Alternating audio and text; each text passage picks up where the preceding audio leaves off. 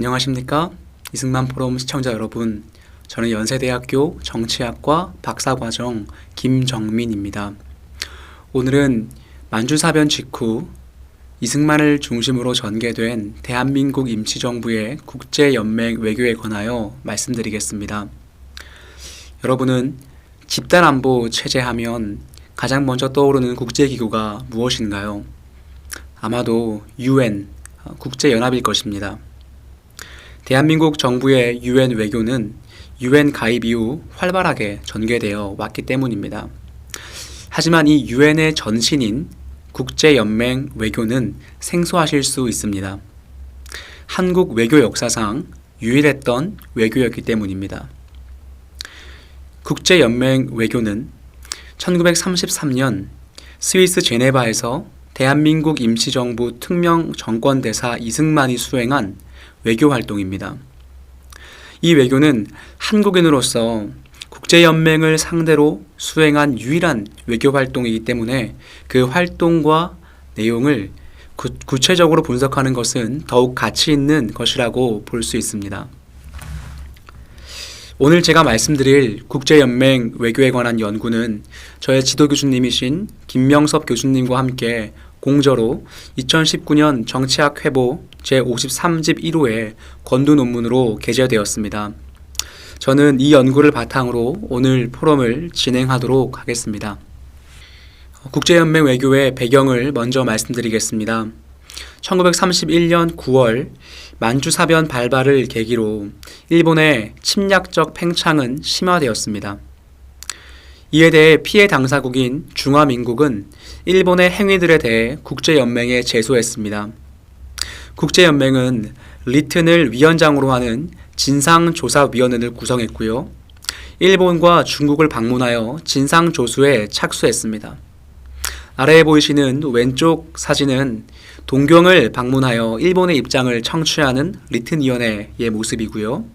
오른쪽의 사진은 조사를 위해 상해를 방문한 리튼위원회의 모습입니다. 리튼 조사단은 이른바 리튼 보고서를 제출을 했고요. 이 보고서의 해석과 채택을 놓고 제네바에서 국제연맹회의 특별회의가 소집되었습니다. 이로써 국제사회가 동북아 문제를 주목하는 계기가 되자 대한민국 임시정부는 한국의 독립의지를 알릴 기회로 삼아 이승만을 특명정권 수석 대표로 제네바에 파견하여 국제연맹 외교를 전개하게 됩니다.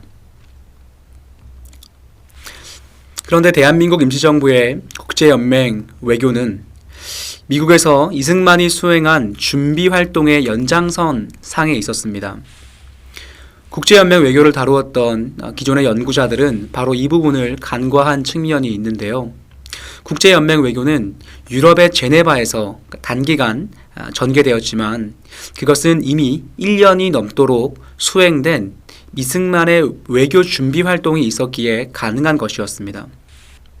이승만은 만주사변이 발발했을 때 하와이에 체류하고 있었는데요. 대한인동지회의 후원으로 준비활동에 착수할 수 있었습니다. 1931년 12월 7일 그는 워싱턴 DC에 도착을 했고요. 가장 먼저 수행한 것은 대한민국 임시정부의 외교 대표기구 구미위원부를 재정비하는 것이었습니다. 당시 구미위원부는 재정적 어려움으로 인해서 김현구, 윤치영 등을 통해 간신히 명맥을 유지하고 있었습니다. 외교활동의 대표성을 중시했던 이승만은 구미위원부를 재건하고요. 그곳을 중심으로 국제연맹 외교 준비활동을 전개하기 시작했습니다. 옆에 보이시는 사진은 바로 그곳에서 구미위원부에서 협력했던 윤치영과 이승만의 모습입니다. 이승만의 준비활동은 다양한 방식으로 수행되었는데요. 가장 먼저 신문 스크랩 활동을 수행했습니다. 이승만은 일찍이 1921년 워싱턴 회의 외교 시기에 신문 스크랩 활동을 수행하여 외교 활동에 활용한 바 있었는데요. 그 후 외교적 기회가 없었던 10년 정도의 기간 동안 중단되었던 이 활동을 만주사변이 발발하고 국제 정세를 파악할 시기가 오자 다시 재개하게 됐습니다. 이 시기 역시 신문을 수집해서 국제 정세 및 국제 사회의 여론의 동향을 파악하고 그것을 국제연맹 외교 활동에 활용했습니다. 이승만은 자신의 체류지에 따라 해당 지역의 신문을 수집했는데요. 주목할 만한 점은 유럽에 체류할 때도 미국 언론의 유럽판 영문 기사를 수집했다는 점입니다. 이것은 두 가지의 이유가 있었습니다. 첫 번째는 가독성 및 활용성을 위한 것이었습니다. 국제정세 관련 기사를 정확하고 신속하게 읽어내기 위해서는 이승만이 잘 읽을 수 있었던 영문 기사를 수집했어야 됐고요. 미국 언론의 영문 기사를 직접 인용하여 연설 및 기고 활동을 했었기 때문에 그 활용성 또한 높았습니다. 두 번째는 당시 미국 신문의 국제적 영향력을 고려한 것이었습니다. 1930년대 미국의 신문 수는 영국의 3배 이상이었고요. 세계 신문 수의 3분의 1가량을 차지할 정도로 국제사회의 여론에 큰 영향력을 행사했었습니다. 사진으로 보이시는 현재 이 이승만 스크랩 자료는요. 국가주정기록물 3호로 지정되어 이 원본은 전 세계에서 유일하게 연세대학교 이승만 연구원만이 소장하고 있습니다. 이 시기에 수집된 신문 스크랩은 이승만이 당시에 주목하고 있었던 국제정치사적 사건들과 국제사회의 여론을 파악해 볼 수 있으며 이것이 대한민국 임시정부의 국제연맹 외교와 어떻게 연결되었는지도 파악해 볼 수 있는 자료입니다. 거기에 담겨있는 주요 기사를 정리해 보았는데요. 첫 번째는 일본의 무력 행사에 의한 만주 지역의 피해 상황이 국제 언론을 통해 보도되고 있었고 이승만은 그것을 주목했습니다. 이러한 내용들은 이승만이 국제연맹 외교에서 일본 군국주의의 팽창성과 잔악성을 호소하는 실증적 자료들로 활용되었습니다. 두 번째 부류는 일본에 맞선 국제연맹, 미국의 외교적 대결 구도가 심화되던 국제 정치적 상황에 대한 기사입니다. 국제연맹은 일본군의 만주 지역에서의 철수를 권고했지만 일본이 이를 수용하지 않자 점점 대립 구도를 갖게 됩니다.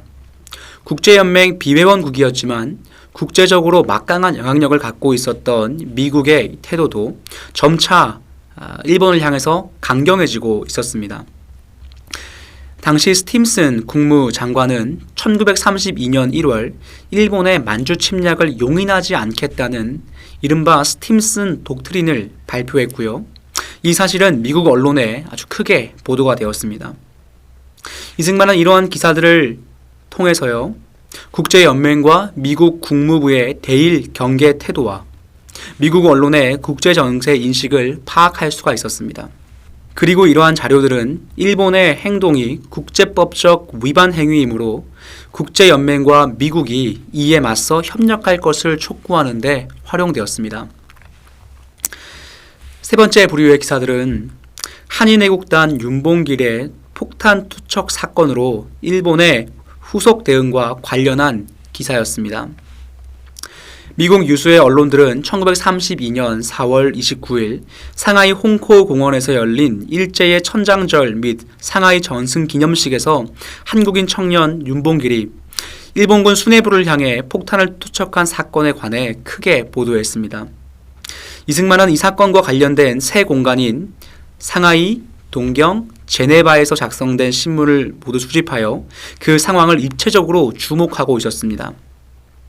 일제는 프랑스 당국을 압박해서 상하이 프랑스 조계에 있던 대한민국 임시정부 청사를 수색하고요. 안창호를 비롯한 한인들을 체포했는데 유수의 미국의 언론들은 일본의 한인 체포 정황을 자세하게 보도하고 프랑스 조계에서 이루어진 일본의 체포 행위에 대해서 그 국제법적 부당성을 규탄했습니다. 이로써 1920년대 중반 이후 침체기에 있었던 대한민국 임시정부와 한인들의 독립운동, 즉 독립의지가 이 사건을 통해서 다시 국제사회의 주목을 받는 계기가 되었고요. 임시정부가 만주 문제의 당사자인 중화민국 정부와 결속을 하게 되는 계기가 되기도 했습니다. 이와 같은 국제 정세는 대한민국 임시정부가 이승만을 전권 대표로 국제연맹에 파견하여 한국의 독립의지를 표명하고 국제사회에 일본 행동의 불법성을 알리려 했던 것과 무관하지 않았습니다. 이승만의 외교준비 활동은 활발한 공공외교 활동으로 이어졌습니다. 먼저 재미동포 및 친한 인사들과의 규합을 시도했는데요. 일찍이 한국 독립운동에 도움을 주었던 헐버트, 밀러 등 친한 미국인 인사들과 결속을 다졌습니다. 그리고 재미한인 사회 및 교계의 지지 세력도 규합했는데요. 대한인 동지회 뉴욕 지부를 활성화시켰고 뉴욕 한인 감리교회 목사였던 윤병구 목사를 중심으로 교계 지지 세력을 결집했습니다. 이러한 활동으로 인해서 국제연맹 외교를 위한 공공외교적 기반을 확보하게 된 것입니다. 미국의 대중을 상대로 연설 및 강연 활동도 전개했습니다. 미국 외교정책협회, NBC 라디오 방송, 개신교회 및 대학교 등에서 연설을 함으로써 미국 사회에 자신의 외교적 목표를 알리려고 했습니다. 이승만의 연설 목적은 단순히 한인의 독립의지를 선전하는 것이 아니라 일본의 침략 행위에 대한 미국의 행동을 구체적으로 촉구하는 것이었습니다. 연세대 이승만 연구원에 수장되어 있는 당시 연설문 초고를 분석해 볼 때 그 연설의 몇 가지 주요 논점이 있었습니다. 첫 번째는 미국이 일본의 군사적, 경제적 위협에 대한 경계심을 갖도록 촉구하고 있었습니다.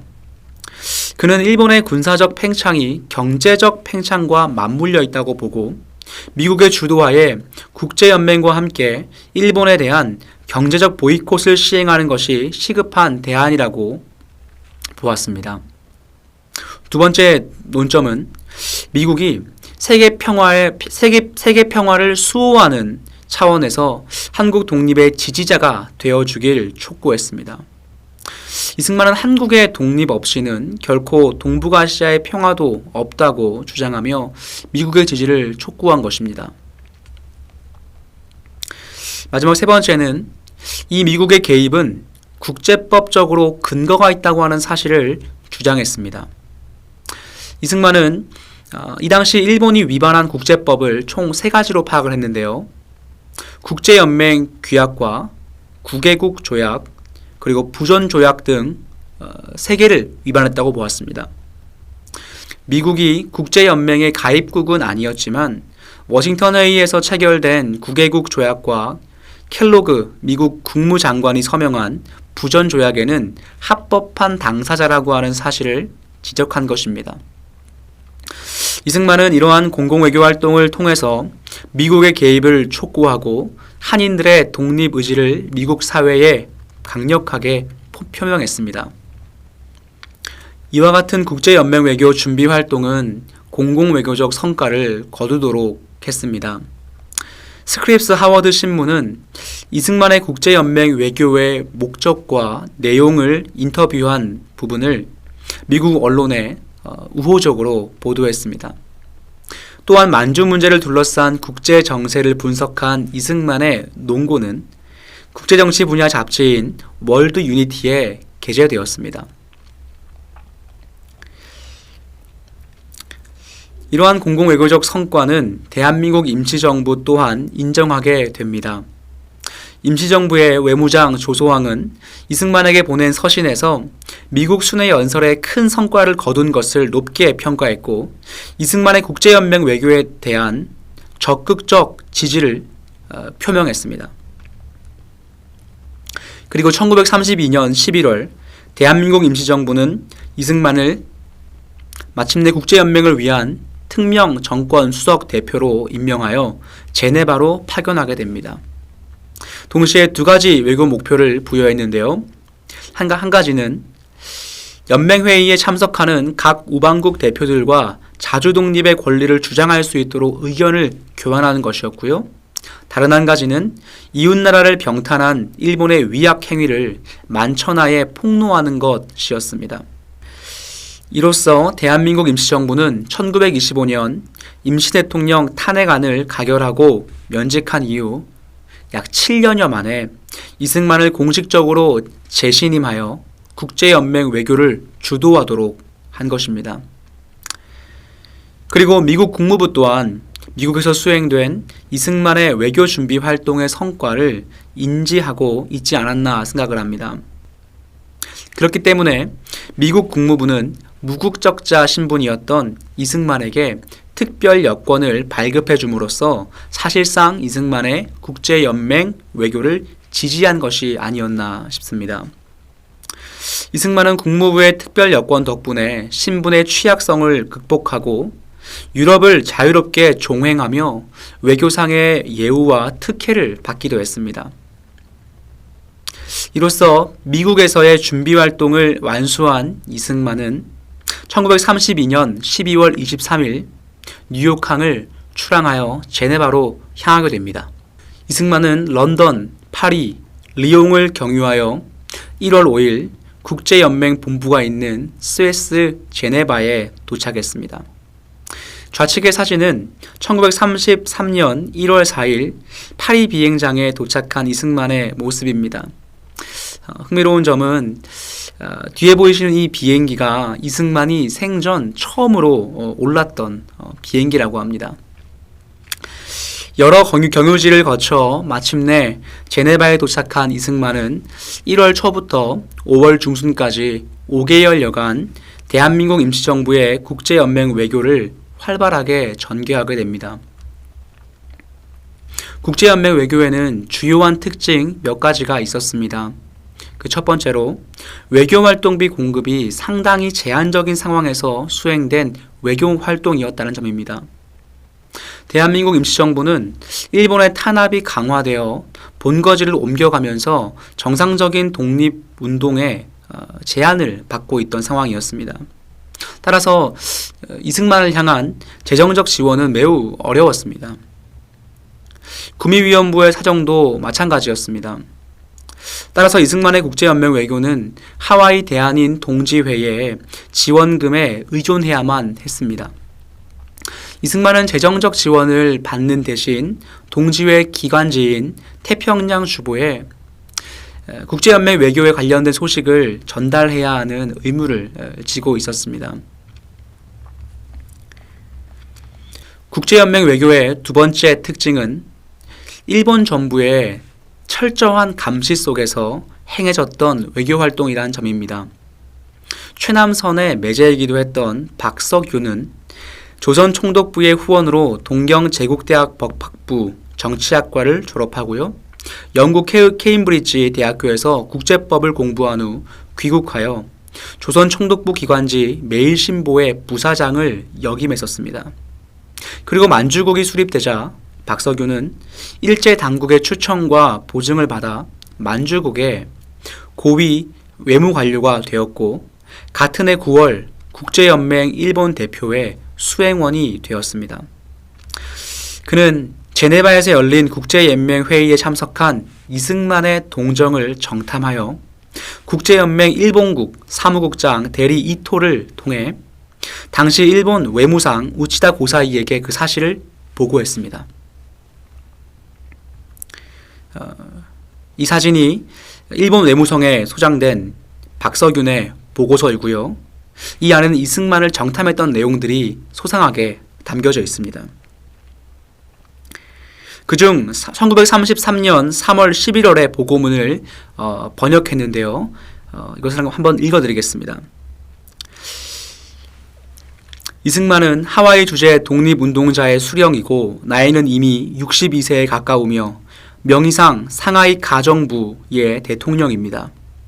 동지회라는 단체를 각지에 가지고 조선 내외에서 상당한 범위의 여론 대표자입니다. 그는 제네바에 상륙하여 니스를 거쳐 스위스에 도착하였습니다.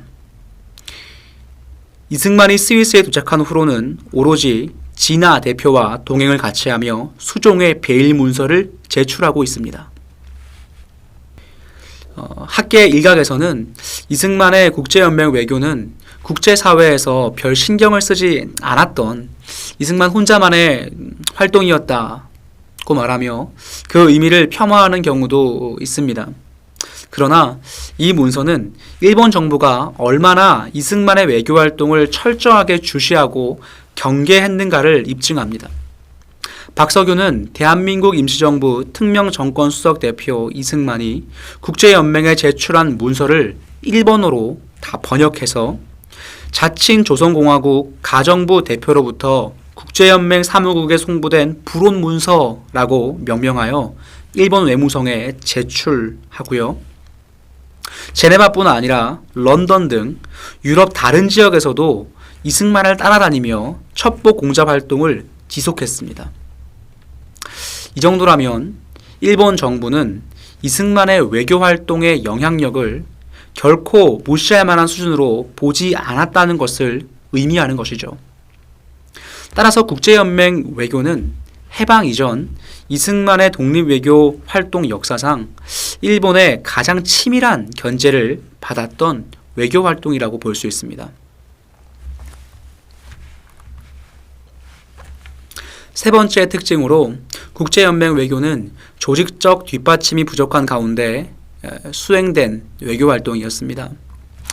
여기 보시는 두 장의 사진을 비교해 보시면 금세 파악할 수 있으실 텐데요. 좌측 사진이 1921년에서 22년 워싱턴 회의 시기 한국 대표단의 외교 활동 모습입니다.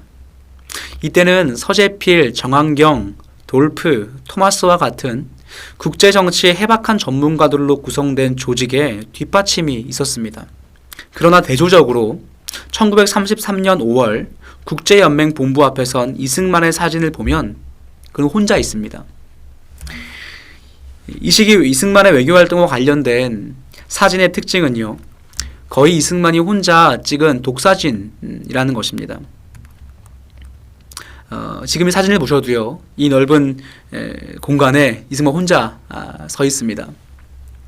이것은 조직적 뒷받침이 부족했던 외교 상황을 반영한다고 볼 수 있습니다. 다만 프랑스에서 활동하던 서영애가 보조적 역할을 수행했습니다. 서영애의 역할은 크게 네 가지였는데요. 첫 번째는 중화민국 대표, 미국 총영사 등 이승만이 외교적 목적으로 만나고자 했던 여러 인사들과의 회동을 담당하는 것이었습니다. 두 번째는 이승만의 지시하에 외교에 필요한 정보 및 자료의 수신과 발신 업무를 담당하는 통신원의 임무를 수행하는 것이었습니다. 세 번째는 이승만의 외교활동 행로를 따라 교통 및 체류 공간을 마련하는 비서 역할을 담당하는 것이었습니다. 그리고 마지막 네 번째는 자신이 1929년 설립한 고려통신사를 통해 공공외교에 활용될 문건을 출판 및 선전하는 것이었습니다. 흥미로운 사실은 이승만의 조력자 서영애의 활동 또한 박석윤에 의해서 일본 외무성에 보고되고 있었다는 점입니다. 그만큼 일본은 이승만의 국제연맹 외교에 대한 관심이 상당히 높았고요. 조력자 서영애는 그만큼 혼자 이승만의 외교 활동을 적극적으로 보조했습니다. 이승만의 국제연맹 외교 전개 양상은 대한민국 임시정부가 파견하여 요구했던 외교적 목표를 반영하여 두 가지로 전개되었습니다.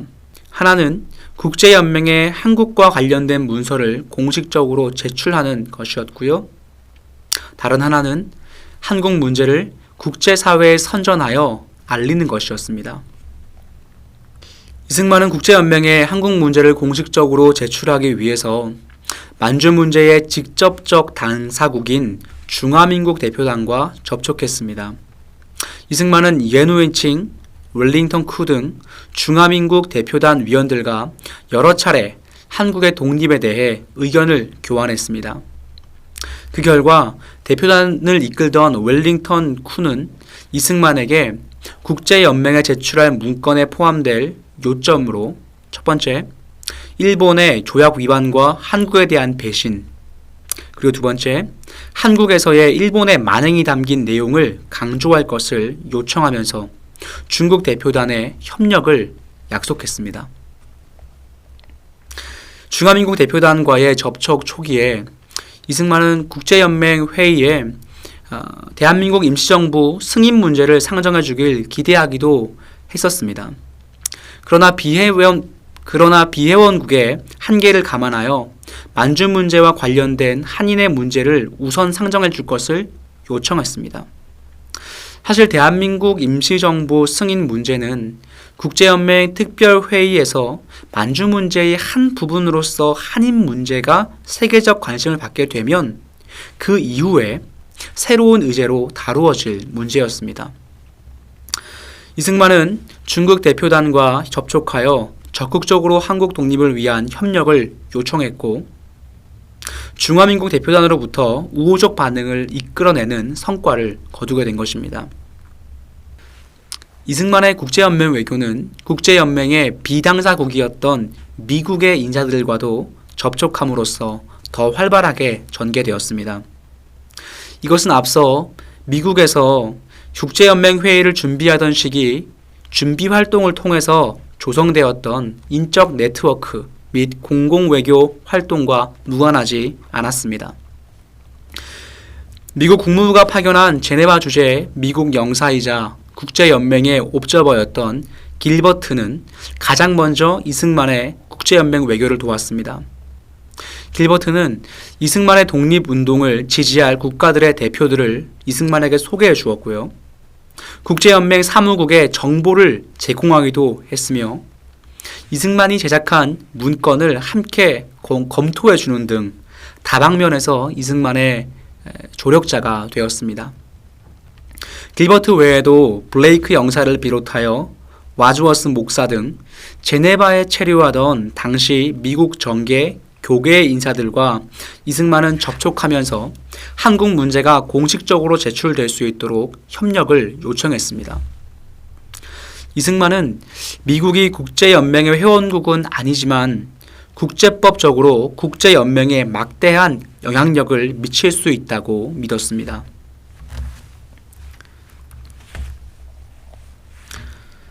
다른 한편 한국 문제를 국제사회에 알리는 목표를 이루기 위해서 이승만은 주로 미국 언론인들과 긴밀하게 접촉했습니다. 제네바에 있던 AP통신의 미국 언론인 립세이는 이승만이 제네바에 머무는 동안 훌륭한 조력자가 되었습니다.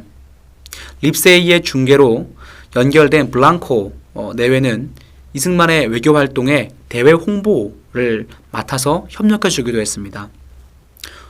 또 미국의 언론인 피어스는 정계 및 언론계 인사들에게 이승만을 연결시켜 주었고 워싱턴 스타에서 활동하던 존스는 핀란드 공사 루돌프, 에스토니아 공사 슈미트 등 대한민국 임시정부의 외교활동에 동정적일 수 있었던 약소국 공사들을 소개해 주었습니다. 이외에도 이승만은 뉴욕 타임즈의 국제연맹 특파원 스트레이트와 심즈, 윌리엄스 등 국제 여론에 강력한 영향을 미칠 수 있었던 미국 언론인들과도 조력 관계를 형성했습니다. 이러한 노력으로 공공외교적 성과를 거두게 되는데요. 이승만의 국제연맹 외교 활동이 미국 언론의 주목을 받았고 이와 함께 유럽 현지 언론의 관심도 받을 수 있었습니다. 1933년 1월 26일자 주날 드 그네브지는 일본의 압제 속에서 고통받는 한인들의 아픔을 대변하는 이승만의 기고문을 게재했습니다.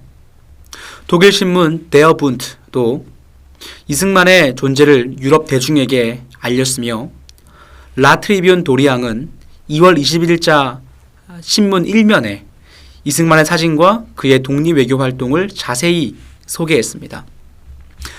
여담이긴 하지만 바로 이 라트리비온 도리앙의 기사를 당시 제네바에 체류하던 프란체스카가 스크랩하여서 이승만에게 전달해주게 됩니다. 이승만은 신문을 전달해준 답례로 프란체스카에게 만남을 제안하게 되는데요. 그 만남을 시작으로 이듬해 두 인물은 결혼을 하게 되죠. 어떻게 보면 이승만의 공공외교적 성과가 평생의 조력자요, 동방자를 연결해준 계기가 되었다고도 볼 수 있겠습니다. 어찌되었든 당시 코리아를 몰랐던 여행객들도 쉽게 볼 수 있는 정도의 대중신문에 이승만의 국제연맹 외교 소식이 실릴 정도로 그 공공외교적 성과가 컸다는 것을 또한 보여주고 있습니다. 이후 이승만은 만주 문제와 관련된 한인 문제를 다룬 만주의 한인들을 집필했고요. 서영애가 1929년 프랑스 파리에 설립했던 고려통신사를 통해서 이를 출판하게 됩니다. 이로써 한국의 독립의지를 국제사회에 알리는 공공외교적 성과를 거둔 것입니다. 국제연맹 회의를 앞두고 리튼 보고서의 부당성을 주장하는 국제연맹 일본 측 대표 마스오카 요스케의 서신이 전달된 한편 만주의 한인들의 부당한 처지와 일본의 불법성이 포함된 이승만의 성명서는 2월 22일 국제연맹에 제출되었고요. 만주국 수립에 항의하는 뜻에서 배포 회람되었습니다. 이 문건은 국제연맹 공식 문건에 수록되어 있습니다. 이틀 후 열린 국제연맹 총회에서 리튼 보고서가 42대 1의 표결로 채택되었고 이로 인해 일본이 청제국의 마지막 황제 푸이를 앞장세운 만주국의 정당성은 국제사회에서 부정되었습니다. 일본은 회의장에서 퇴장했고 동년 3월 27일 국제연맹을 탈퇴하며 평화체제 이탈을 공식화하게 됩니다. 이승만의 국제연맹 외교 활동이 일본의 탈퇴에 간접적으로 영향을 미쳤다고 볼 수 있습니다. 결론입니다. 대한민국 임시정부는 공식적으로 초대받지 못한 비회원국이라는 한계 속에서나마 대한민국 임시정부 외교장 조소왕이 추진했던 다음과 같은 두 가지 목표들을 성취했습니다. 첫째, 국제연맹 회의에 참석하는 대표들과 한국의 자주독립 권리를 주장할 수 있도록 의견을 교환하고자 했던 것은요. 중화민국 대표단의 지지를 이끌어내어 이승만이 제작한 성명서가 국제연맹에 공식적으로 배포, 회람됨으로써 성취되었습니다. 둘째, 대한민국 임시정부가 일본의 불법적 행위를 만천하에 폭로하고자 했던 것은 특히 미국 언론인들의 협조로 미국 및 유럽 언론에 이승만의 외교 활동이 크게 보도됨으로써 성취되었습니다. 대한민국 임시정부도 이러한 이승만의 국제연맹 외교 활동을 긍정적으로 평가하고 1934년 이승만을 주미외무행서위원으로 임명함으로써 그 외교적 성과를 인정했습니다. 마침내 이승만은 국제연맹 외교를 통해 한국 독립 의지를 국제사회에 전달하고 일본의 불법 행위를 국제사회에 고발하는 쾌거를 이룩하는 성과를 거두게 되었습니다. 긴 발표를 경청해 주셔서 진심으로 감사드립니다.